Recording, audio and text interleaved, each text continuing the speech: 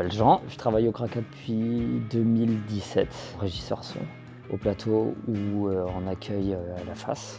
Moi je m'appelle Sébastien, on m'appelle Bib dans le métier. On fait ce métier maintenant depuis 25 ans à peu près et je travaille au Kraka depuis une bonne dizaine d'années. Journée type, ça va dépendre des types de groupes et de productions qu'on va accueillir. On peut accueillir des groupes très amateurs sur lesquels il va falloir leur fournir tout le support technique. Et on peut également aussi accueillir des très grosses productions complètement ou quasi autonomes. En général, ça commence, on reçoit des fiches techniques qui vont nous donner des indications au moins sur le nombre de musiciens, les instruments en place. Et après, c'est là que va commencer le travail. En général, on peut avoir un temps où on va discuter avec les musiciens pour savoir si on n'a pas eu trop le temps de voir ce que c'est ou si c'est pas documenté sur internet, c'est quel style font-ils, comment nous on va devoir aborder ça. Ces cas-là, si on a la chance de faire ce qu'on appelle des balances, donc l'après-midi, ça va nous permettre de pouvoir voir par avance comment ça joue. Après, on peut avoir un autre aspect du métier, c'est faire ce fameux babysitting, comme on dit, où là on met bien les gens, c'est-à-dire que les gens ils arrivent avec tout leur ingé son, leur console, tout leur matériel, donc on ne touche quasiment à rien, sauf qu'on est avec eux pour travailler sur le système son, pour leur donner nos indications, nos connaissances de la salle, vide, pleine. Ouais, là c'est important, une relation humaine, il y a une bonne réputation de bonnes conditions de travail, que ce soit pour les lighters, là je parle quand on accueille vraiment des équipes techniques.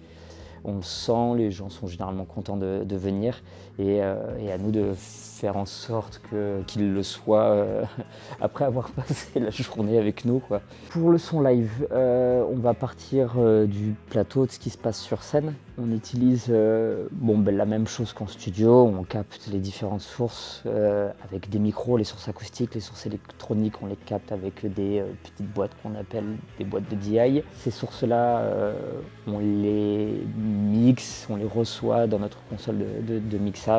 On en reçoit plus ou moins en fonction des styles. Un groupe de rock a moins de sources qu'un groupe de pop avec beaucoup de synthé, avec beaucoup de machines. Et la console nous permet de recevoir toutes ces sources qui viennent du plateau et de les diffuser vers les enceintes publiques. Les musiciens ont besoin de retour de scène pour s'entendre.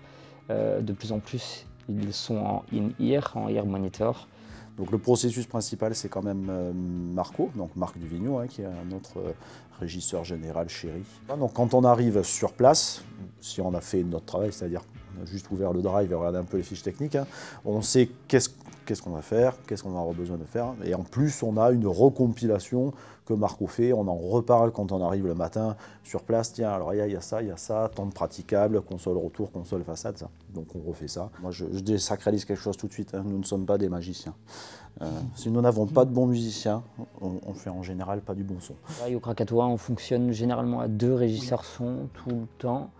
Un régisseur son au plateau, un régisseur son en façade, en régie. Avec nos amis de la lumière, généralement on travaille ensemble, c'est-à-dire quand y a un régisseur lumière du Krakatoa qui va éclairer un spectacle et que nous on va le sonoriser, donc on va vraiment être actifs les uns les autres. C'est du coup des groupes en développement, des groupes en professionnalisation, des groupes qui viennent sans équipe. Et là on pourrait avoir des outils de synchronisation, mais on n'utilise pas ces outils. Donc on se cale sur le noir sale, sur le coupure de la musique, on se tape dans la main, et puis c'est parti.